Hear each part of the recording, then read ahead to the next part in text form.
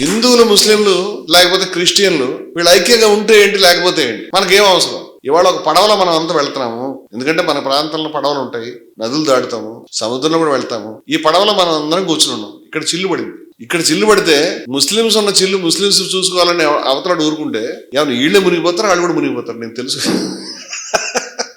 మనం అంతా భారతదేశం అనేటువంటి ఒక పడవలో వెళ్తా ఉన్నాము. దీంట్లో కొంతమంది ప్రజానికాన్ని ద్వేషించాలి, కొంతమంది చెడ్డవాళ్ళు. ఏమి దుర్మార్గం ఇది? ఏం ఆలోచన ఇది? ఏమి పద్ధతి ఇది? మా మతం అంతా తెల్లగా ఉంది, నీ మతం అంతా నల్లగా ఉంది. ప్రపంచంలో తెల్లగా ఉన్న మతం లేదు, నల్లగా ఉన్న మతం లేదు. ప్రతి మతంలో కూడా కొన్ని సమస్యలు ఉన్నాయి. ఆ రోజు పనికొచ్చినవి కొన్ని ఉన్నాయి, ఇవాళ పనికిరావు.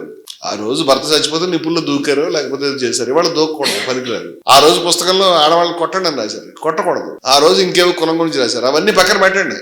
అసలు ఈ మతంలో మొత్తం ఏ చెడ్డ లేదు అనేది ఎక్కడైనా ఉందా? కొన్ని ఈ మతంలో అసలు మంచి విషయమే లేదు అనే విషయం ఉందా?